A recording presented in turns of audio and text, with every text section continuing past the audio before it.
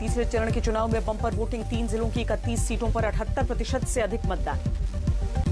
कूच बिहार में मुस्लिम वोटों को लेकर पीएम मोदी का ममता बनर्जी पर बड़ा हमला, कहा हमने बोला होता कि हिंदू एक हो जाओ तो चुनाव आयोग का नोटिस आ जाता। हावड़ा की रैली में पीएम मोदी का ममता बनर्जी पर वार, कहा ऐसी चर्चा है कि 2 मई को हार के बाद टूट जाएगी टीएमसी। दीदी ओ दीदी पर घमासान के बीच पीएम मोदी ने ममता को कहा आदरणीय दीदी। 2 दिन पहले टीएमसी ने ऐतराज जताया था।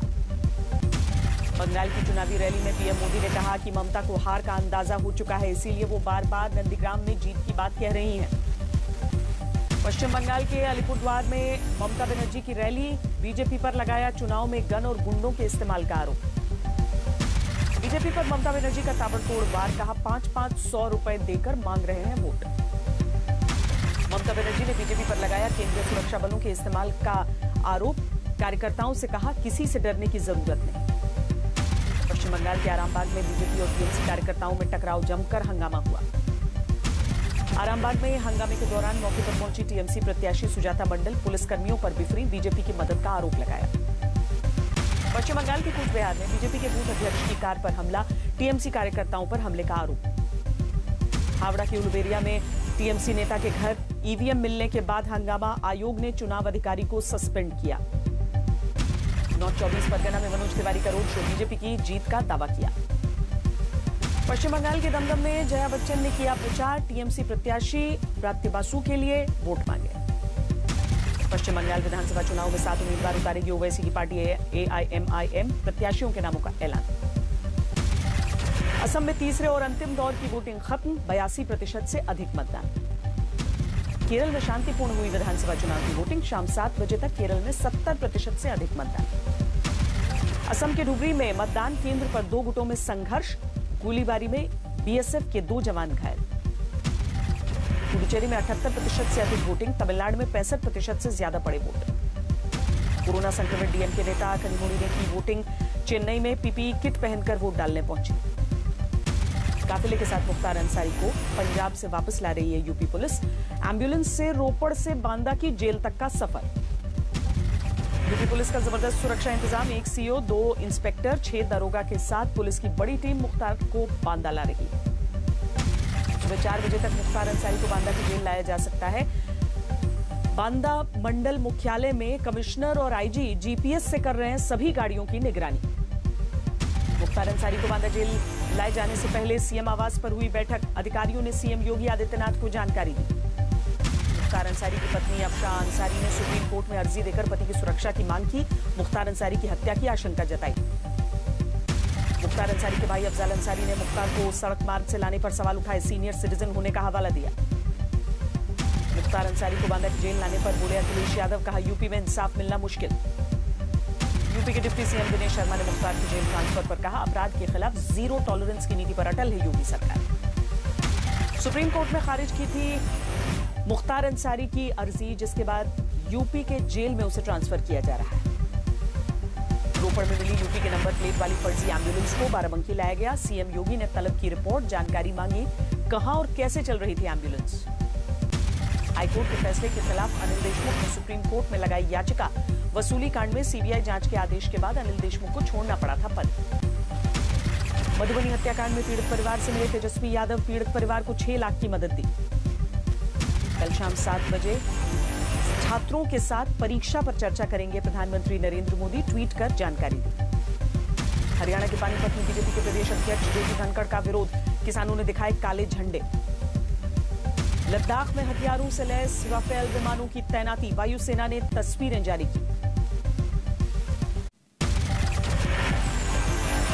मुंबई में फिर कोरोना के केस 10,000 के पार, शहर में कोरोना से 31 लोगों की मौत।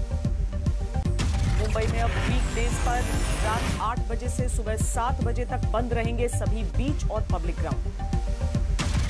दिल्ली में बढ़ी कोरोना संक्रमण की रफ्तार, एक दिन में 5100 नए केस, 17 की मौत हुई। दिल्ली में आज से लागू हुआ नाइट कर्फ्यू, जरूरी सेवाओं को छोड़कर रात 10 बजे से सुबह 5 बजे तक मूवमेंट बंद। दिल्ली में नाइट कर्फ्यू के चलते रात 10 बजे के बाद मेट्रो में नहीं मिलेगी एंट्री, सिर्फ जरूरी सेवाओं वालों को आने जाने की इजाजत। कोविड-19 टास्क फोर्स के अध्यक्ष डॉक्टर वीके पॉल का बयान, कहा कोरोना को लेकर आने वाले 4 हफ्ते बहुत चुनौतीपूर्ण। यूपी में एक दिन में कोरोना संक्रमितों की संख्या 6000 के करीब पहुंची। कोरोना से राज्य में 30 की मौत। यूपी की राजधानी लखनऊ में कोरोना का खतरा बढ़ा। कोरोना से करीब 1200 नए केस।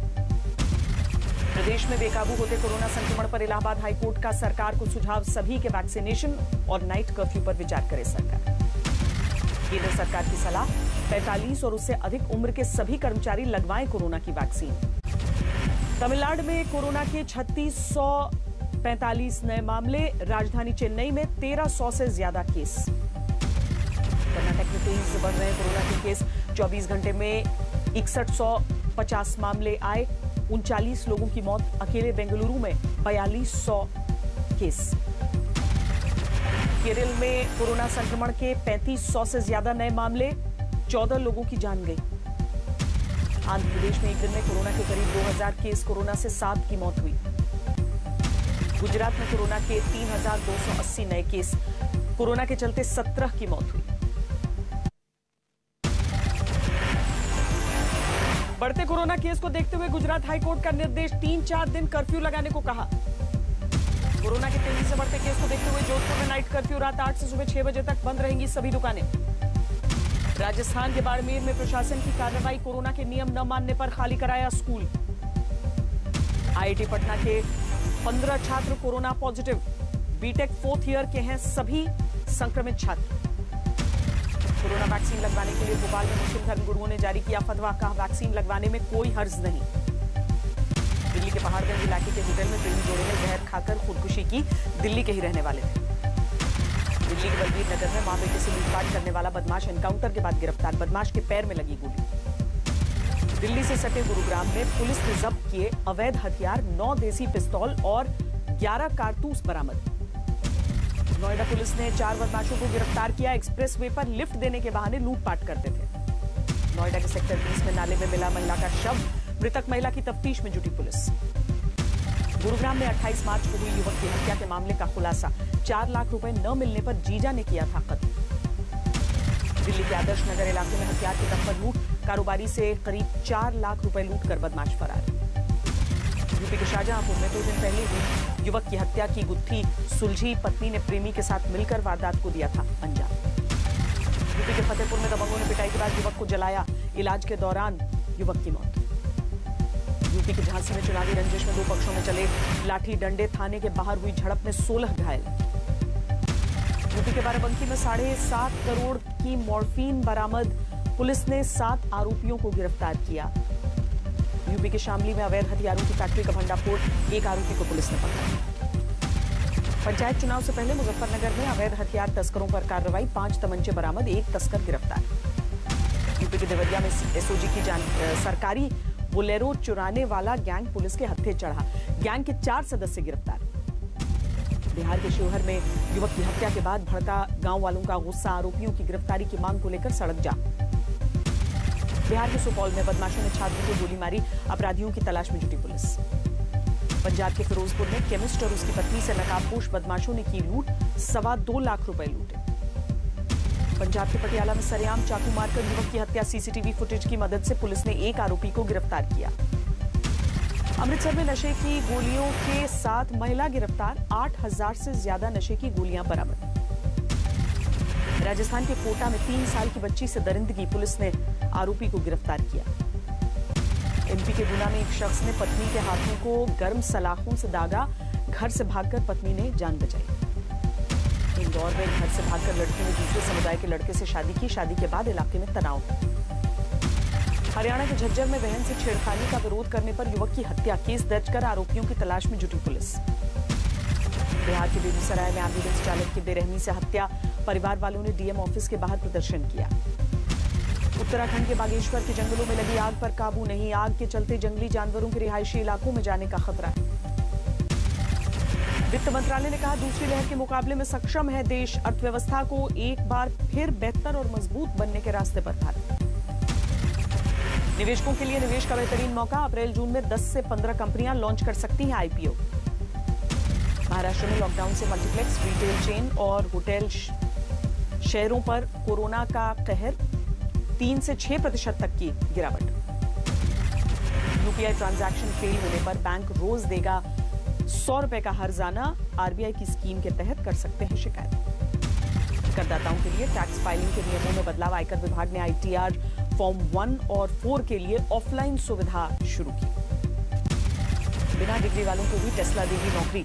एलन मस्क की गीगा फैक्ट्री में रखे जाएंगे 10,000 कर्मचारी। आरबीआई ने यूथ डेवलपमेंट कोऑपरेटिव बैंक पर लगी पाबंदी हटाई। ग्राहकों को मिली बड़ी राहत। अनिश्चितकाल के लिए बंद हुआ देश का सबसे बड़ा डायमंड एक्सचेंज। 2,500 से ज्यादा छोटे बड़े कारोबारी प्रभावित। फिमी ने सरकार से कर्नाटक में खनन पर लगाए गए प्रतिबंधों को हटाने की गुजारिश की। खाने के तेल में बढ़ोतरी की समीक्षा करेगी सरकार। इंपोर्ट ड्यूटी में हो सकती है कटौती। इजराइल के राष्ट्रपति ने पीएम नेतन्याहू को दोबारा सरकार बनाने का न्योता दिया। 28 दिनों में बनानी होगी सरकार। रूस के विपक्षी पार्टी के नेता अलेक्सी नावेल्नी को हुआ कोरोना। सांस लेने में तकलीफ के बाद जेल के अंदर बने अस्पताल में भर्ती। यूक्रेन के नागरिक विमान को मार गिराने के मामले में ईरान ने अपने 10 अधिकारियों को कसूरवार ठहराया। कोसोवो की नवनिर्वाचित राष्ट्रपति विजोसा ने संभाला कामकाज। कोसोवो की दूसरी महिला राष्ट्रपति हैं विजोसा। इंडोनेशिया के कई द्वीपों में आई बाढ़ के चलते अब तक 155 लोगों की मौत। भूस्खलन ने भी कहर बरपाया। नाइजीरियाई शहर ओवेरी में जेल ब्रेक। बंदूकधारियों ने 1800 अपराधियों को छुड़ाया। एयर फ्रांस में फ्रांस ने बढ़ाई अपनी हिस्सेदारी। अब लगभग 30% होगी फ्रांस की हिस्सेदारी। दुनिया में कोरोना से मौत का आंकड़ा 28,76,000 के पार। संक्रमितों की संख्या 13,25,00,000 से ज्यादा हुई।